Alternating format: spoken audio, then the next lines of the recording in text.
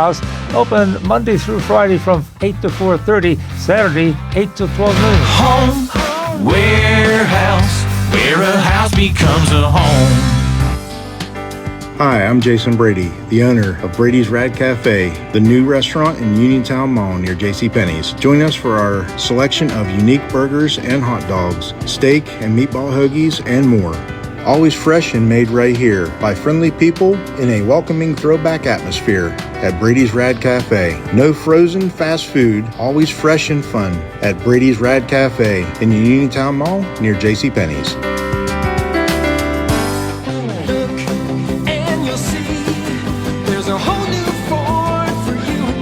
Ready, set, Ford. Derby's Riverside Ford is pleased to announce the 2025 model year-end sales event going on now. If you've been waiting for the perfect time to upgrade your ride, this is it. For a limited time, get 0% APR for 60 months on some of Ford's most popular models. That's right, Explorer, F-150, Super Duty, Escape, and Transit vans, all with 0% for 60 months, no money down. Looking for a great lease instead? We've got the deals for you and the inventory too. Lease a new 2025 Ford Bronco Sport Big Bend for $399 per month, or for just $499 per month, lease a new 2025 Ford Explorer Active, F-150, STX, or Bronco Big Bend. Offer valid for 36-month lease with 10,500 miles per year. Ford financing required. Tax and license extra. First payment due at sign. It's all happening right now, but hurry in. These offers won't last long. Stop in and see Joey, Jimmy, Sammy, or Ashley at Thurby's Riverside Ford, your presidential award-winning dealer located 1 mile past the casino at Nemacolin. Another chance to win big with WNBS and the PA Lottery starts Thursday. Just be the 6th caller to 724-438-4593 when you hear and win $31, $500 a week for life PA Lottery scratch-off tickets. With the Pennsylvania Lottery's new $500 a week for life scratch-off, the $500 doesn't just happen this week. It happens week after week after week. Benefits older Pennsylvanians, must be 18 years or older. Please play responsibly. Tune in to WNBS Saturday mornings at 8:20 for Your Financial Future with Gary Boatman, certified financial planner, investment advisory representative, syndicated columnist, and author, as he addresses such income issues as planning for retirement, future healthcare expenses, avoiding financial pitfalls, and much more. That's Your Financial Future with Gary Boatman, Saturday mornings at 8:20 right here on WNBS, or Gary Boatman welcomes your calls at 724-243-3075. That's 724-243-3075. The views and opinions expressed on this program are those of John Marietta and do not necessarily reflect the views of the Fayette County Recorder of Deeds Office or Fayette County government. This program is privately produced and funded, and no county resources are used for its production or promotion. I pledge allegiance to the flag of the United States of America and to the republic for which it stands, one nation, under God, indivisible, with liberty and justice for all. I was trucking up the highway, minding my own lane, with some dude in a Prius went and flipped me off. Guess my redneck hit him wrong. Seems like everyone these days is a ticking time bomb full of hate for folks like me who don't agree and ain't ever gonna change. And it gets me thinking, leave this long. Hey everybody, it's John Marietta, and I am the Hillbilly. It's another Trumptastic day right here in Fayette County. Today's show is being brought to you by Burhans Krause Funeral Home, Thundering Hills Feed and Supply, Fayette Recovery and Storage in U-Haul, Laser Brothers, Highline Motorsports, Hummer Sanitation and Septic Pumping, Fayette Structures, Country Motor Sales, Premier Auto Glass, Fayette County MAGA Patriots Group, HBJ Radio, LLC, Mauser's Garage and Tire Center, Solid Foundation Ministries, The Ink Spot in South Connersville, JB Market in Dunbar, Mung's Auto Body and Repair, and Fayette Structures. And I seen Gino got some more buildings in down there, so if you need a building to put some things away this winter, you probably ought to get out there and do this. I want to start out with this. I got a couple things I want to start out with today. I have Larry Doherty with me, and I'm glad he was able to come in and got all of his animals taken care of, and then he probably came in. Yep. I imagine. So, and let's start out with this. I'll tell you what, folks. There's a fire burning in my bones today. Back yonder in 1823, President James Monroe stood up before the world and said, "You keep your empires on your side of the ocean. This here hemisphere is our home ground. And brothers and sisters, that wasn't just politics. That was providence. The Lord don't bless you with a backyard and expect you to let the wolves prowl through it. The Bible declares in Nehemiah 4:14, do not be afraid of them. Remember the Lord, who is great and awesome, and fight for your brothers, your sons, your daughters, your wives, and your homes. Glory to God. That's the Monroe Doctrine in Holy Writ. Stand your ground. Guard your gates. Be a watchman on the wall. 'Cause I tell you this, freedom's a fragile thing. When folks fall asleep at the gate, but when God's people rise up with prayer in their hearts and courage in their hands, there ain't no empire on earth that can chain them down. So no, we aren't boasting when we defend our backyard. We're obeying the Almighty. The Monroe Doctrine ain't just ink on paper. It's a reminder that a righteous nation guards the gifts God grants her. So rise up, America. Pray hard, stand tall, and keep your post. The Lord blessed us with a land worth defending, and He's watching to see who'll stand the ground He's given us. Now, I got another Bible verse I want to start out with today. The horse is prepared for the day of battle, but victory belongs to the Lord. Let me tell you something else, folks. This is what professionalism looks like. When our men and women in uniform are given a mission, they don't grandstand, they don't posture, and they don't miss. They plan, they execute, and they come home. Over the past few days, Americans have been reminded of something we should never forget. The United States Armed Forces remain the most disciplined, capable fighting force on the planet Earth. Do I need to say that again? The United States Armed Forces remain the most disciplined, capable fighting force on this planet. A complex overseas operation, a high-value foreign target, brought into U.S. custody. Yeah, we took over. No fatalities, no injuries, no aircraft lost. That doesn't happen by accident. That happens because of training, restraint, courage, and command discipline from top to bottom. You don't hear excuses from our troops. You hear results. This wasn't chaos. This wasn't recklessness. This was calm, controlled, professional execution. The kind that protects innocent life while accomplishing a mission. And I want to be clear about something else. Our servicemen and women don't do this for headlines. They do it for the flag, for the Constitution, and for the people back home who sleep a little easier because of their sacrifice. Every American ought to take a moment today and every day and say a prayer and thanks for the pilots who flew, the operators who moved, the planners who taught 10 steps ahead. You know what that means, don't you? And the families who carry the quiet burden every time a mission begins. Strength without discipline is dangerous. Power without restraint is reckless. But American strength, guided by discipline, grounded in faith, is unmatched. It's not bravo, it's reality. God bless our troops. God bless their families. And yes, God bless the United States of America. I tell you, I've taken a lot of criticism because I stood up for Donald Trump on this. A lot of people don't think that we should have been there. Well, I'm going to tell you what. What he did was he showed the Chinese and the Russians that we ain't playing ball no more. And we're going to take the oil. We're going to do with it what we need to do. We're going to try to get the people of Venezuela back on a I don't want to say a disciplined plan, but a plan that works for that part of the world and help them out, and we're going to protect them. There's no doubt about it. I mean, I don't know if people realize this or not, but I heard that it's estimated that there's $9.5 trillion worth of crude oil sitting on top of the ground in Venezuela right now. So the Russians are a little bit upset with us, and you know what? The Chinese killed 1.5 million and about 1.5 million of us with the plague. It's time we do things a little different in this country. And I tell you what, this man stood up and did what needed to be done. And like I said, they asked him what's next, and he says, if I tell you, then they'll be surprised. But there was somebody, one of the congressmen or something, that tried to warn him. And that man ought to be tried for treason. And I don't remember what his name was, but he ought to be tried for treason. He ought to be put, because this was a military operation. We were putting American lives on out there. And I tell you, you got to go on the travel plan for a while too.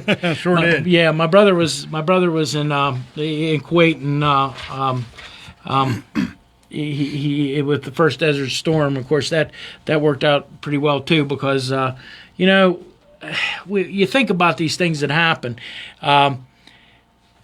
You can't fight a limited warfare. You go in, you take the country, which should have been done under Obama, believe it or not. This should have been done under Obama's watch. But I said that to somebody in 2014, and they thought I was crazy. They said, "Well, what do we do with Venezuela?" I said, "You go down there, you shoot Chavez, and you take the country over, and you got the oil, and you take the oil, and then you put the people back, and you put the power back into people's hands, and that's what has to be done."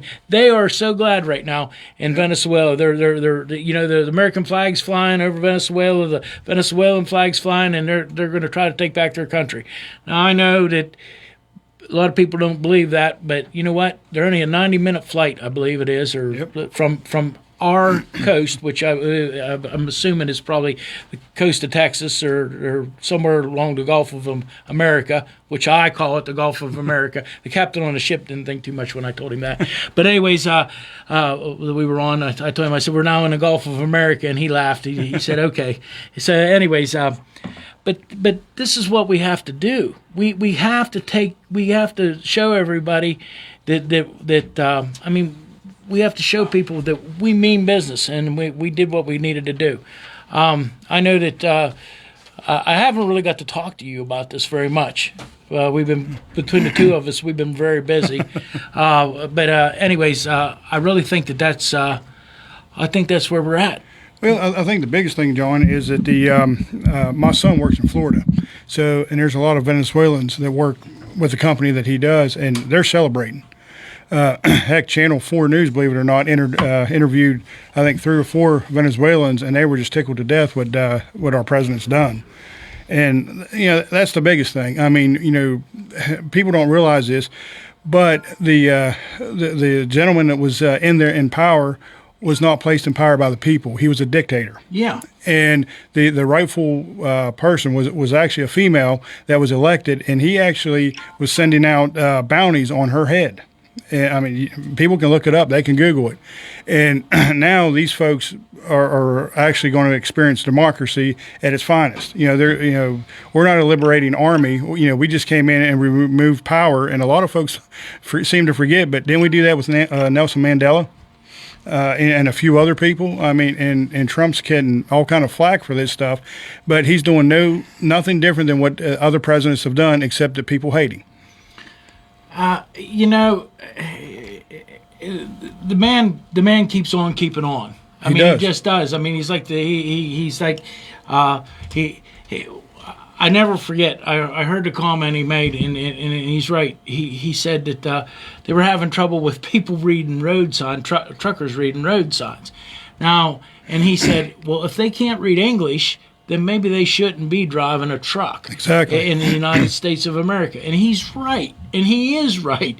And we need to start thinking about how we, as Americans, need to take back our country. A little bit at a time, and we're going to start We're going to start doing all these things, and I really am on his side on this. And they criticized him over the tariffs, and guess what?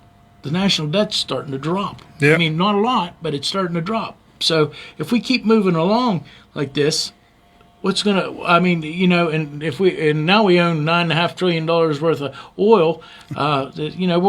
he said we're going to help out the countries. We're going to put people in place to build an infrastructure to move this oil, so we can sell it. We don't. I mean, if the Russians want to buy it, they can buy it. Yep. They can pay a little tariff on it too to the United States. How's that sound? Exactly. I mean, that's exactly what we're going to do. These American companies want to go in there, and you often think about the different movies were made, but the one movie I was thinking about was what was it called? The John Wayne made about putting out the oil fires in different parts of the world, and they had to actually have troops come in so they could put out the fire because the regime that was in there was trying to keep the fire burning, so they couldn't sell the oil. So, anyways.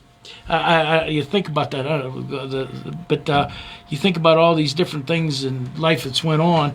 I mean, there's been a boom. They have an incredible amount of oil down there, I believe, and nobody probably knows exactly how much. But the one thing that I really commend him on is they're saying, a lot of people are saying, well, the Mexicans are flooding our country still with drugs, and why didn't he do something about that? Well, he has. He stopped up the border. And now, like I said, the fentanyl that was coming in from China, going through Venezuela to Mexico. Now maybe we'll get it stopped. I mean, fentanyl is. I seen and read a news article just the other day that there's over 200 people that die in this country every day from overdose of fentanyl. Yeah, and the thing is that people were complaining about the United States blowing up drug boats. Well, back in 1986, Congress enacted the maritime law to include destroying suspected drug runners. My brother put, I think, 24 years of service in the Navy, and he was on a hydrofoil boat called the USS Taurus. And at the time, he was part of one of the biggest drug busts of a decade, really. And he spent most of his time chasing drug runners, and that's the United States Navy. I mean, and that's what they're good at. I mean, that's and people don't realize it, but most of the Democrats voted for this as well. I mean, it was unanimous. You can look it up in 1986. We was the drugs were a big part about it. I think there was a threefold thing here. One, we didn't need the Chinese take a root in our backyard. Yep. And the Russians. I mean, we already got Cuba. And I kind of giggled when he said one of the fake news reporters asked him, what are you going to do about Cuba? He said, we're going to get around to it. So I kind of giggled about that a little bit when I heard that. But of course he's moving along doing the things he needs to do, and people are criticizing him for doing these things, and I just don't see it. I don't. I think if the tariffs we keep moving forward with these tariffs, and I believe it's the last time the country was actually completely out of debt was during Andrew Jackson's presidency before the National Bank. So I imagine hopefully he's going to get around to taking care of that too. Oh, well, and the problem is that everybody's seen all these problems at one time, but they're not realizing that the past presidents, rather the Republican or Democrat, should have been doing something about this all along, and it wouldn't have got to this crisis. Oh, and me and you've talked a lot, and like I said, when I was running for office, actually, I didn't hesitate. A lot of people said, because you came at me pretty hard about some things, but you offered, and we talked, and we got this figured out, and I tell you, a lot of people don't realize that this isn't just a Democrat problem or a Republican party. We pointing fingers hasn't done nothing. No, I mean it's got us where we're at. Like I said, the border has been used so many times to get somebody else reelected that it wears you out. It does. It really wears you out. So you think about all these things that people have used to get reelected, and right now we got somebody that's willing to say enough's enough. And I did see where they said that he didn't follow the Constitution, but I guess there's been lots of presidents that have done these things. Oh, absolutely. My favorite president, Thomas Jefferson, which many people don't believe he's one of my favorite, but but Jefferson, it was the pirates, the Barbary pirates, and that he took care of, and that's you couldn't back down from these people, and that's where our policy came into place, where we're not going to pay you. We're not going to pay you. If you take hostages, we're coming to get them, and we're not going to pay you to get them back. Now, Barack Obama sent billions of dollars over to Iran thinking that was going to fix things, and we all know how that worked out. He sent cash, over there, and I can still hear President Trump saying, gee, what was that, how many billions of dollars they sent over there? He said there was pallets and pallets and pallets of money. He said they had to send in, and what did that do? But one thing that I will tell you right now, it's given some of the people in Iran a backbone. What happened in the last few weeks, it's given them a backbone, and now they're trying to take over Iran now. So we're going to see how that unfolds. Yeah. And I'm sure the Israelis will be glad to help out the I'm sure. help out the rebels over there to take back Iran. Yeah, I don't think you want to mess with the Israeli people. But these are the things that the world's in. A lot of people say the world's in complete chaos, but it's just like you said. This hasn't happened. No matter what part of the world where you're at, this hasn't happened all at once.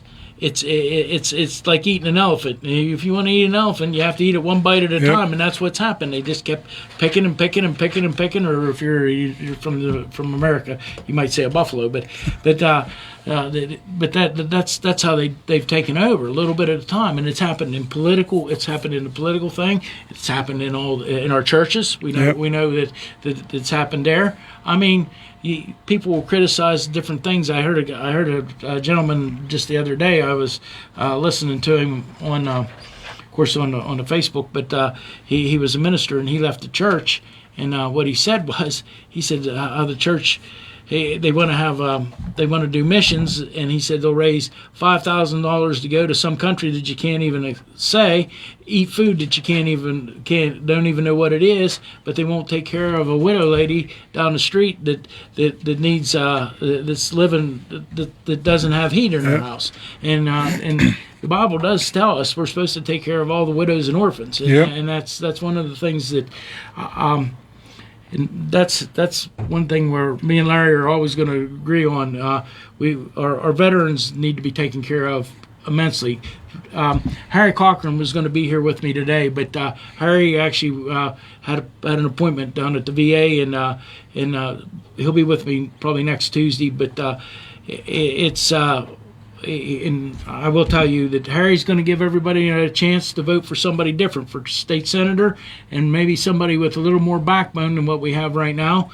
Maybe we can change things around. Maybe we can get some more money flowing here into Fayette County with Harry's help and some other things going on. But he just wants to do the right thing, and a lot of people say, well, he's just a politician. No, he's not. If you listen to what Harry has to say and listen to him good, and I know you listened to him last Tuesday, he put it out there. He wasn't afraid. Between the Act 77 and the voting that our illustrious Senator Pat Stefano implemented on us, that we haven't had one election without a problem since that got admitted. Yep.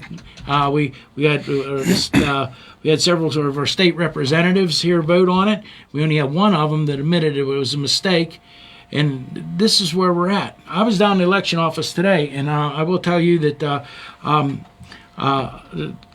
the lady that's in charge of the election office, she assured me that they recounted more votes by hand after this last election than they have ever. I didn't ask her the question, but she wanted to make sure I understood that. And whether, no matter what she is, a Democrat or Republican, she's doing a job down there, and her job is to make sure the votes get counted, make sure that all the votes get counted, and make sure that they get certified. And if there's a problem and we see it, I will bring it up. And I've brought it up several times. And we know that there's been problems with the county commissioners race a few years ago that the votes kept coming in, and we know that they all she knows where I stand about all this, and but I do want to give her credit. She has a job that she has to be completely neutral, or she should be completely neutral, no matter what party she affiliates herself with. And then she tries to count the votes as correctly as we can. I think every election we ought to recount all the votes. I mean, I think we ought to just do that and just make sure. But there's a percentage that they do, and she told me that they did way more than 2% this time. So I didn't get to quite the percentage she said, but I give her credit for trying to do the right thing. We have to make sure these machines go by, and I really believe that human error is, I believe, 2%. So and the machine error is a little more than that. So, yeah. So that's what. So I'd rather have human error, and I know things cost money and it takes time to get things implemented, but we need to get it. That's one of the most precious thing is your vote. And I've said many times on the radio show here, your vote, voting and paying your taxes is the two most important things you can do. And we've all probably had to pay our taxes a little late different times, but like I said, I've always tried to make sure that happened. I don't agree with paying as much taxes because our county commissioners have put that on us too. They raised our taxes 25%, and I believe it's like 75% since maybe it's 78%. It's actually 78% since 2019. And there's two commissioners that have been in there since that happened. And so we know which two, and we need to get them replaced. We need to get a state senator that votes on budgets that are bloated, and we need to get him out of there. And our two representatives, I'll give them credit from here in Fayette County, they voted no on the budget because they could see. They could see what was happening. I have to give credit where credit's due. I don't always agree with them, but I will give them credit when the time's right. But anyways, Larry, as the veteran standpoint right now, I know you're part of the Veterans for Farmers, or Veteran Farming Network. Farming Network, and I know they got something coming up when in March. February. I think it's February 28th. It's the Veteran Farming Conference. Okay. And it used to be down in New Cumberton, but they moved it. I think it's about 10 miles closer, but it's on the website. But they've got a lot of good information. Basically what it is, it's free for all veterans to go. All you have to do is sign up. And they bring in attorneys that are well versed in the farming communities. They bring in the USDA, different grant writers, and just a few. Actually, some farmers actually, some members actually put on different talking points and things like that to kind of help them out. I'm fortunate. I'm going to be one of them to where diversity on your farm, on how to push your farm forward. That's diversity on the farm. That isn't, the other kind of diversity. But anyways, go ahead. But and it basically just helps out, especially new farmers and things like that, to be able to kind of network. You know something that I thought, and I actually got a grant. I'm supposed to meet with a grant writer. And I didn't tell you this, but I'm supposed to meet with a grant writer over a couple of different things. But one of the things we're looking for is I think we should have some poultry barns in Fayette County. I don't know why we don't have no. I know that out South Union Township. I can't think of what his first name is now, but anyways, he's dealt with poultry for years and years. Him and his brother. Oh, Steve and Ed. Steve and Ed. Yep, Stanish. Yep. I couldn't think of. I could think of Steve, but I couldn't think of Ed for some reason. But they've raised probably millions of chickens. Oh, I'm sure. Probably, but I can't see why we can't try to figure out. And I'm talking to a couple of people. I talked to a guy from Lancaster County. He's going to try to help me out with a little bit of stuff. And what we want to try to do is I don't care where it goes, but we're going to try to do like a grass fed and all a lot of people don't believe this, but if you put chickens out on grass, they grow really well. Same way with turkeys, and that's I want to do turkeys myself, but if we can get somebody else to do them, I think it'd be a great thing. But the biggest catch right now is a processor, but we'll find one, and if we can get some people to help us out, maybe we can help out one of these veterans or something that has 25 or 30 acres. The key to the grass-fed poultry is you have to have kind of like level ground because you're moving the house every day. But I'm supposed to go meet with some people and talk to them, and we'll see how this happens. I forgot to tell you about that the other day when I stopped. I meant to, and I don't know. It was cold and it was damp, but anyways, I think this is something we need to look into in Fayette County. I really do. That, and also too, is it Hogs.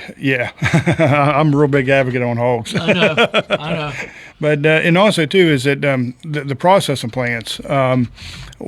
Me and my wife actually looked into a mobile processing unit to actually process things and stuff, and it's skyrocketed. I mean, it's so expensive that even at 50 years old, I never make my money back. And but I know that the over in Republic, I think it was Republic Foods, used to have one of those. I borrowed it off of them to do. I did 50 turkeys with it one day, and And that's something that would be great, as far as it's sitting somewhere. Yeah, and I don't think they use it, and they haven't utilized it like they should. And the last time that I seen it, that it wasn't USDA certified either. So well, if you kept your flock under 10,000, you can you could use it. Yeah, because I mean, a lot of people don't understand that. There's some rules with poultry that don't apply to other forms of meat. Yeah, poultry you can process. I believe it's under 10,000. If your flock has to stay under 10,000, and you can process them yourself. Okay. I believe the number's right. I'm sure somebody will fact check me on that, but I think it'll be. Yeah, this is something we could do. Well, the nice thing, if it's a USDA thing, then they can actually sell to the grocery stores, get them in, and things like that. So you're not only dependent on, individuals, but you can do wholesale too. Yeah. And that's the biggest thing. And Fayette County's prime for it because number one, folks don't have a lot of land, and like you said, most is nothing flat. So if you did turkeys, you did chickens, things like that, that it would more benefit, and then actually you would create some jobs. It's not going to be a whole lot of jobs, but you're going to create a niche in Fayette County where you can brag out to, because Westmoreland doesn't have it, Allegheny doesn't have it, and so forth.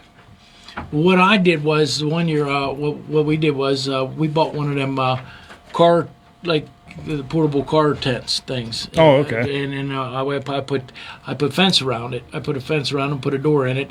And then every morning, what I would do is I'd feed the chickens because I was raising meat birds, and I'd feed the chickens in a different spot. I would move twice a week or 3 times a week. I'd try to move that tent, which was 16 by 10 or 12 by 14 or whatever it was. And I keep 100. I could keep 100 meat birds in there, and they loved it. And of course they would clean up. They would kind of mow the grass for you at the same time. But I'd move the feed so they'd have to in different parts of the field. My biggest problem is. Now I could pen them up at night, but during the day, the foxes and the coyotes, they got smart enough that we shot a pile of coyotes that year.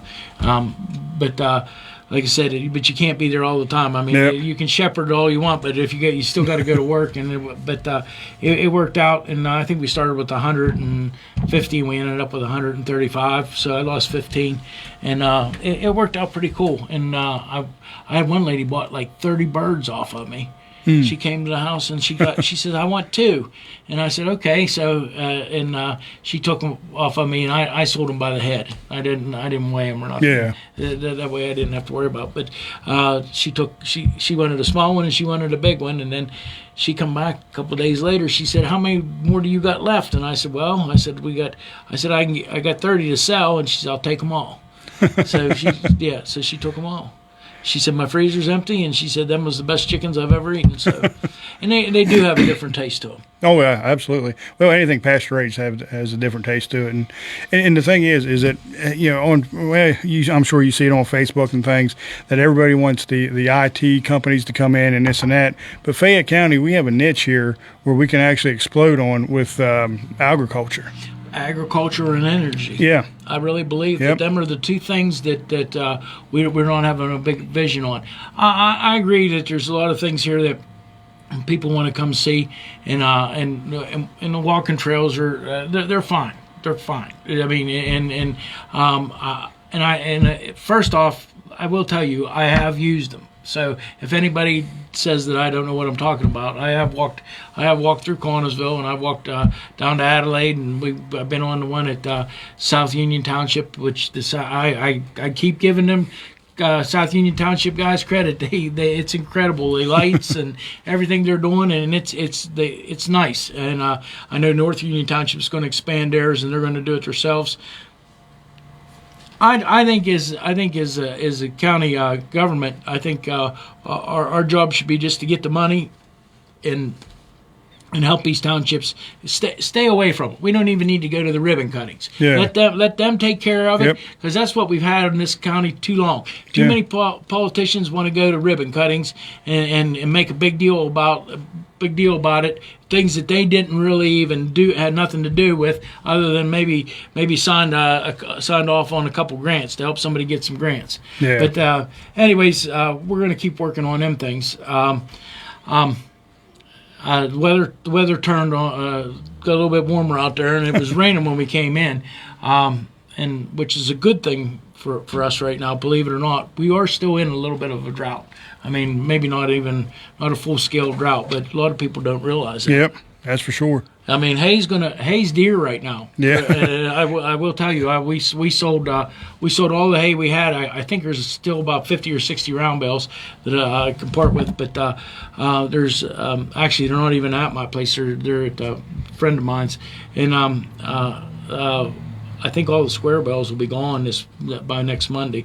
I got some people up at that are going to be taking some more square bales off of us, and that'll be the end of them. I think we're down to 125 or 130, and that'll be the end of them. But we got to start taking care of our farmers. We got to stay. Oh, absolutely. Without a doubt, because like everybody says, you might need somebody in government once or twice in your life, but you need a farmer 3 times a day. Absolutely. I mean, and that's the biggest thing too, is that, I mean, when you look around Fayette County, you see all these smaller farms and things like that, and they're doing what they're doing. And I personally think that there should be some sort of committee or things like that actually goes out and talks to people on what their needs are, especially for farmers. Just because my farm isn't like your farm, and Joe's, Duda's farm's not like my farm. So, every farm's different, and the government, from my dealings with the conservation district and things, and they're good. The Fayette County Conservation District has treated me really well, but the template on that is for these big farms. And there's no small farm, no big farm, or whatever. It's just the same template for every single thing, and each thing doesn't work. And I had Secretary Redding out here a couple years ago, and he said, he's from Lancaster, and he has a nice farm down there, and he said that, down in Lancaster, everything's pretty much pristine because it's nice, flat, and everything. And he said, it's nice to come out and see different farms. And he said, you guys are struggling out here, is what he told me. He said, because you've got the hills. He said, you've got hard ground. And he said that, the land's been used and abused for so much, timbering and things like that, and there's no money to put back into it. If you go down to Lancaster, they have all kind of money to put back into farming because that's one of their biggest avenues. In Fayette County, there's just not enough money to help farmers out. And I mean, I'm talking about legitimate farmers. I'm not talking about you've got 3 acres and 3 chickens. It's something that, with the PA Veteran Farming Network, the biggest thing is that you almost have to have a Schedule F for your farm as a business, so you can apply for grants and things like that, and that cuts a lot of people out because they want you to improve on your farm. they don't want the money to be spent elsewhere or whatever. So they want the money spent on the farm. And there's actually only, I believe, 3 working veteran farms in Fayette County right now in the PA Veteran Farming Project. And I'm sure there's other farmers. It's just that they haven't gotten up to that point where they can do a Schedule F or anything like that. Well, I was probably when I was younger, and I was blessed to be around a lot of good farmers. I mean, I really was. And one thing I found out from all of them, if you told them you were going to do something, you better do it. Yep. I mean, you better do it. I mean, my uncle was he kept a good many.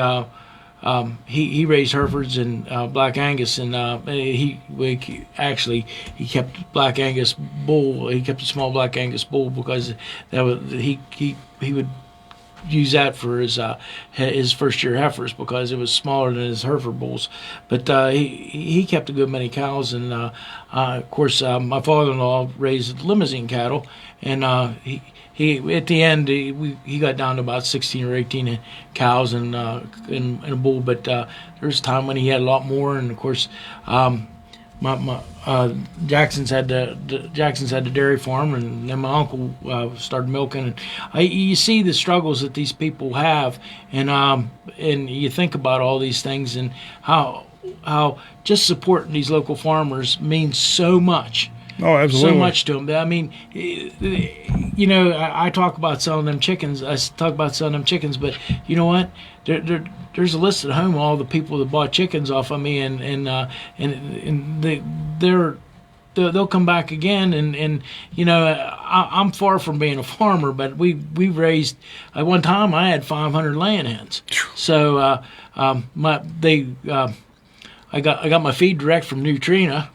I had just enough that I could buy just enough that I could get my feed price direct from Nutrina, okay. And they would deliver it. 84 feed would deliver it to me, and I forget how many pallets they had delivered at a time. Or I'm thinking it was like 60 bags. It was a ton and a half I had to buy at a time, but they would give me a good price. But I was paying $8.90 for 50 pound of layer crumbles. Wow. Okay, and this hasn't been too many years ago, folks. This hasn't been too many years ago, but now this was pre-Chinese plague. But now can't even go to the farm store or any farm store and buy. It's almost $14 a bag for 7. Most farm stores don't sell 17, but Nutrino was 17%. I try to do a little higher. I'd actually get starter crumbles too and mix with it. So, okay. So I keep the feet up and I'd have eggs as big as my hand. I mean, we collected eggs in 5-gallon buckets. So finally, my wife. Well, we had a fire after one of the elections. We just never found out who actually set that fire, but we had a fire after one of the elections, and then I just never built the flock back up again because I lost 2 brooders and I lost 300 hens that day. But anyways, we'll move on from that. But I'm thinking that you think about the price of feed. And the farmer raising corn and soybean and all that. I mean, these people are out there farming, and they're turning over a lot of dollars, but a lot of it doesn't stick to the house. No, my wife always tells me, she said, it goes in one hand and out the other. And she said, anything I make off the farm, I put right back in the farm. She said, we never see any extra money. And she's not wrong.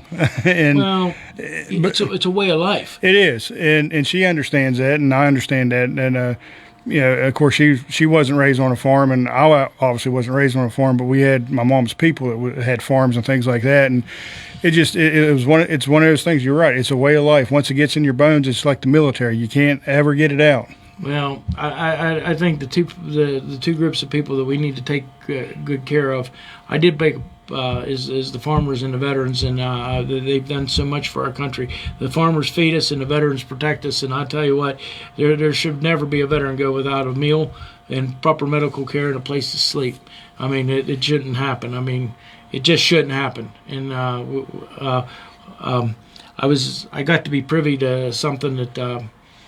I won't say where it was at, but they're turning some of these malls into like homes, apartments, and for the homeless, and because they can't rent them out. So what they do is they make apartments, and then there's some qualifications, and you have to. It's not government. One of the keys to this, though, the success is, and.